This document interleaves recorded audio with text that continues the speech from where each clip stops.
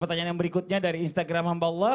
Assalamualaikum Ustadz dan Habib. Emang katanya kalau rumah tangga pengen jauh dari konflik bahkan huru hara katanya harus yang ngatur keuangan itu istri. Dan harus mempercayakan keuangan kepada istri Ustadz. Cuma istri saya agak boros Ustadz. Yang ada kadang saya titipin uang malah belum sampai akhir bulan udah habis Ustadz. Gimana tuh Bib? Ya baiknya apa harus suami atau istri yang baiknya mengatur keuangan rumah tangga dalam Islam? Mohon izin dijawab Habib Usman. Ini agak panjang, kalau panjang boleh sekalian tausiah. Boleh diri ya. Tafadhol, Bib. Afwan Mas Fadli, afwan Ustaz Syam, Ustaz Maulana. Bismillahirrahmanirrahim. Allahumma salli ala Sayyidina Muhammad wa ala ali Sayyidina Muhammad. Amalan keenam agar rumah tangga jauh daripada huru hara. Huru hara apaan sih?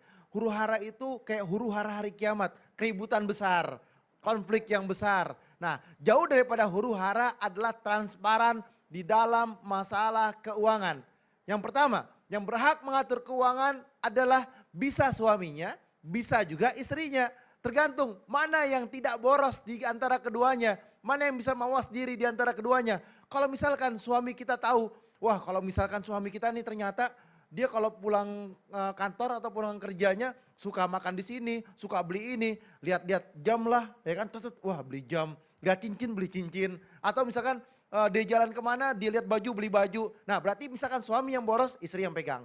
Kalau misalkan istrinya yang boros, bentar-bentar belanja online, terus beli tas lah, beli baju lah, atau beli macam-macam yang gak penting. Akhirnya boros, ngutang dan lain sebagainya, maka suami yang memegang. Kalau suaminya yang bisa lebih baik. Lihat di antara keduanya, mana yang bisa menjaga keuangan tersebut dan bisa untuk mengatur daripada keuangannya. Kalau misalkan suaminya yang mengaturnya bismillah, istri yang mengaturnya bismillah. Yang penting tidak ada keributan di antara keduanya. Jangan tahu-taunya, wah utang saya banyak nih, utang banyak. Giran dapat duit nggak ngasih tahu, giran dapat utang, punya utang baru cerita. Ini yang nggak benar, ini yang nggak baik. Ibu-ibu di rumah dan bapak-bapak di rumah harus mawas diri. Mana yang bisa menjaga keuangannya atau bisa lebih amanah atau bisa lebih baik, nggak boros, maka dialah yang akan mengatur keuangannya. Bismillah. Dan juga yang kedua, kita harus paham nih, kalau kita sudah nggak mampu, kita serahkan. Kalau kita mampu, kita ambil.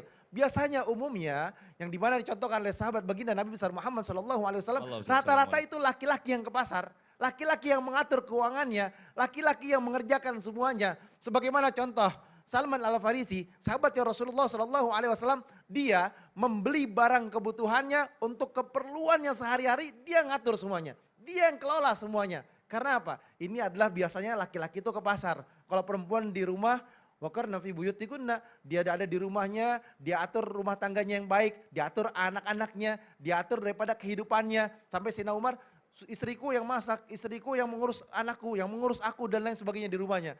Ini adalah bentuk daripada cerita yang sahabat baginda Nabi besar Muhammad SAW. Dan juga di mana Salman ini menyisihkan sepertiga daripada pendapatannya.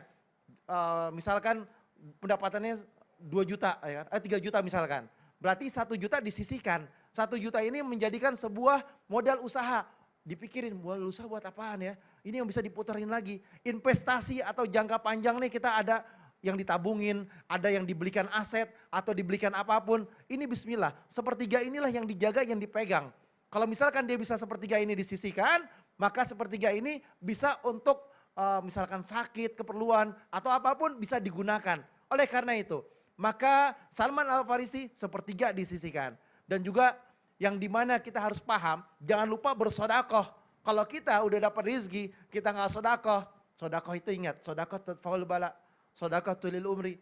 Dan sodakoh itu ada keberkahan di dalamnya. Panjang umur, diberikan tolak bala. Dan juga sodakoh yakni mendapatkan satu keberkahan dari Allah Subhanahu Wa Taala. Sodakoh dijalankan. Yang terpenting apa?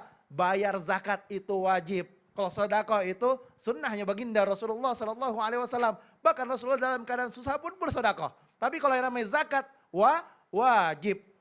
Kita kalau misalkan gak bayar zakat, bahaya. Masya Allah. Itu kita berada di dalam nerakanya Allah Subhanahu Wa Taala. Nauzubillah min zalik, nauzubillah min zalik. Terima kasih banyak Bib udah diingatkan. Betul. Masya Allah luar biasa ya Jamaah Islami Tindah. Hari ini kita belajar sama-sama nih. Mudah-mudahan jadi ilmu yang bermanfaat. Nah sekarang kita akan mendengarkan amalan yang ketujuh nih ya. Untuk terhindar dari yang namanya huru hara rumah tangga. Ustadz Maulana apa sih Ustadz Maulana?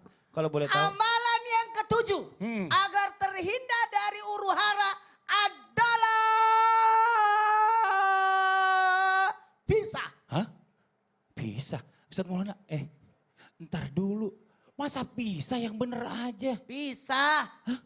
Ini mungkin ngiri ya, orang-orang punya pasangan Ustadz enggak, disuruh pisah. Bukan gitu. Oh bukan gitu, ya udah deh. Mau tahu Nih, nggak pisahnya apa? kenapa? Mau tahu nggak pisahnya? Apa, kenapa? Nanti saya jelasin. Nanti aja, ya udah deh kalau gitu jamaah yang di rumah jangan kemana-mana. Jangan pindah channel, tetap di Islam itu indah. Jamaah, oh jamaah, alhamdulillah. Alhamdulillah. Ngiri kali, Enggak. orang lain punya pasangan.